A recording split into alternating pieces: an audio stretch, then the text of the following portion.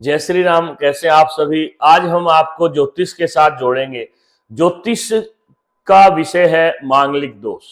मंगल दोष के बारे में इतने आप भ्रमित रहते हैं, लोग आपको इतना डराते हैं। और आजकल ज्योतिष करने वालों ने, क्योंकि ब्राह्मण तो ज्योतिषी कम रह गए और कुछ ऐसे हैं जो ऑनलाइन सीख लेते हैं, कुछ ऐसे हैं जो अपने घर से सीख लेते हैं, कुछ ऐसे हैं जिनको कुछ पता नहीं लेकिन फिर भी सारे दिन लोगों को किसी न किसी प्रकार से बरगलाते रहते हैं।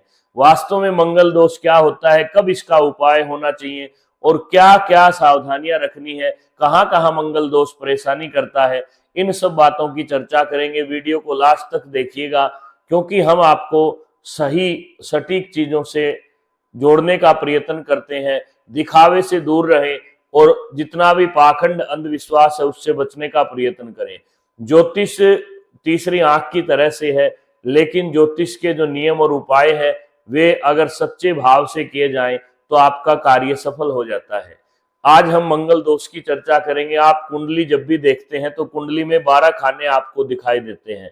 उसमें लगन से 12 राशियां अलग अलग नंबर पे होती हैं, उनके अंदर 9 ग्रह होते हैं। मंगल जब प्रथम, चतुर्थ और सप्तम, ठीक है, और अष्टम और द्वादश भाव में जब आता है, पहले, चौथे, सातवें, आठवें और 12वें घर में जब मंगल आता है तो उसको मांगलिक योग कहा जाता है। मांगलिक दोष या मंगल दोष, मांगलिक एक ही बात है। उस मंगल दोष से आप इतना डरते हैं कि लोगों ने उसको भयंकर बिजनेस बनाया हुआ है। आपकी कुंडली खोलने से पहले कहेंगे मंगल दोष की पूजा आपने करवा दी, आप कहेंगे जी गुरुजी नहीं करवाई है, क्या करना है, फिर वो आपको 2-4 बातें और बतला देते हैं।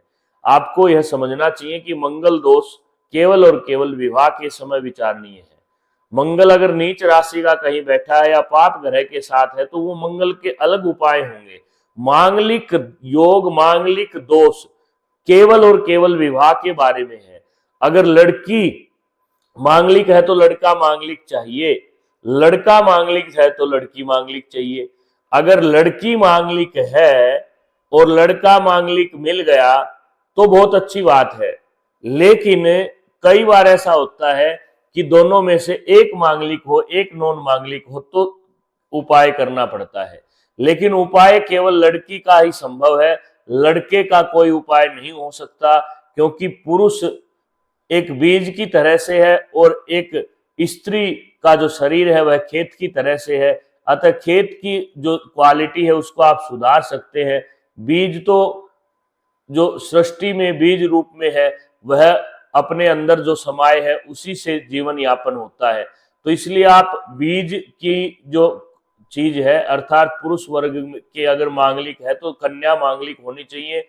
अगर कन्या मांगलिक है, पुरुष मांगलिक नहीं है, तो आपको कन्या की पूजा करवाने से काम चल सकता है। तो इसलिए ध्यान रखें, अगर लड़का मांगलिक है तो मांगलिक लड़की ही देखें, क्योंकि मंगल दोष का वैसे शास्त्र में कोई उपाय नहीं है। फिर भी अगर आप करते हैं तो अखंड रामायण का पाठ, मंगल ग्रह के जप या कुंभ विवाह आदि का कई जगह वर्णन मिलता है, परंतु शास्त्रीय प्रमाण नहीं है। दूसरा ध्यान रखें, जब तक रिश्ता तय नहीं हो जाता तब तक कोई पूजा भी नहीं करवा सकते। आप 8-8, 7-7, 10-10 साल की बच्चियों की उज्जैन जाके मंगल के नाम से पूजा करवाते हैं। आपको बताने वाले भी अधूरे ज्ञानी है और करने वाले भी। जब तक कन्या का रिश्ता ही तय नहीं हो रहा है तब तक मंगल दोष को आप विचार सकते हैं, लेकिन उपाय नहीं कर सकते। इसीलिए मैं आपसे हाथ जोड़ के प्रार्थना करता हूं, अगर कुंवारी कन्या की आपने पूजा करवा दी, कल को रिश्ते के लिए जब आप जाओ और लड़का भी मांगलिक हो तो दोष को वापिस बना सकते हो? नहीं।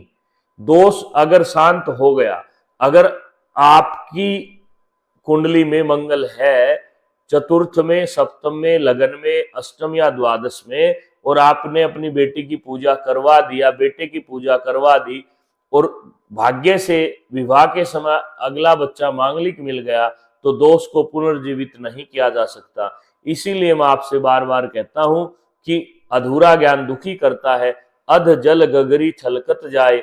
इसलिए आप मंगल दोष का विचार केवल और केवल विवाह के समय करें और उसके बाद ही उपाय करें। योग्य पंडित जी के संपर्क में रहें। व्यापारिक जो कार्य है जो दुकानदारी की तरह से काम करते हैं उनसे बचकर रहें, क्योंकि लोग आपको काल सर्प और मंगल दोष के नाम पे, मूल दोष के नाम पे बहुत डरा देते हैं। डरने की जरूरत नहीं, मंगल दोष आपको कहीं प्रॉब्लम नहीं देगा, केवल विवाह में देखा जाएगा। अगर मंगल नीच का है या गलत जगह पे बैठा है तो उसके अलग उपाय होंगे, उसमें मंगल दोष की चर्चा नहीं होगी। यह मैं आपसे बार बार कहता हूं। फिर भी आपके मन में कोई शंका हो तो आप प्रश्न करें, आप व्हाट्सएप करें, हमसे मिलें। उचित मार्गदर्शन के लिए हम सदैव तत्पर है। अपना जन्म समय तारीख भेजिए, हम आपको सही और सटीक वर्णन करने का प्रयत्न करेंगे। धन्यवाद। सीताराम। जय श्री राम।